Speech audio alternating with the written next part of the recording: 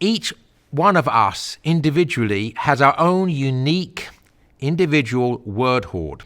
In other words, the number of words that we carry around with us in our mind that's at our disposal to use.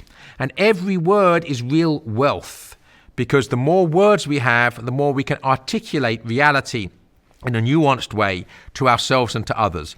So whereas getting another gold coin may or may not make you wealthier in terms of being healthier, learning a new word always makes you wealthier.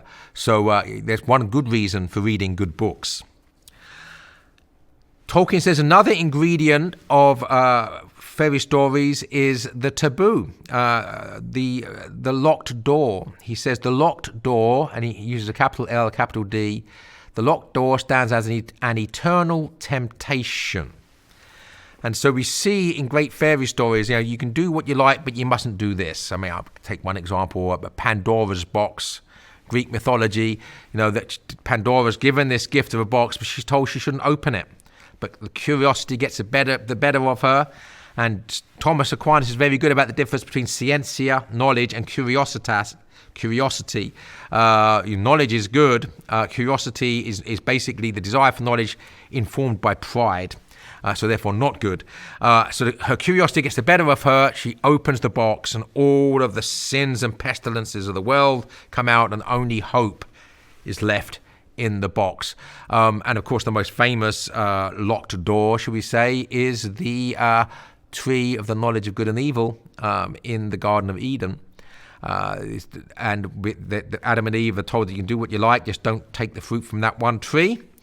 And they, of course, do, and that is the original sin. The locked door stands as an eternal temptation. Our curiosity got the better of us. Now, think about this, though. What God doesn't do is say, there's a locked door, it's locked, just leave it alone. God says, here's a locked door, keep it locked, here's the key. Because he gives us free will. So free will is the key. So it's that freedom that allows us to abuse freedom itself with disastrous consequences. All part of the mystery of love. If love is the act of freely choosing to lay down your life for the beloved, then that freedom of choice is essential to what love is. So free will and love are inseparable. Well, once we have that freedom, we have the freedom to refuse to love. So instead of laying down our life for others, we lay down the lives for others for ourselves. Don't sacrifice ourselves, we sacrifice others to the self. Sin.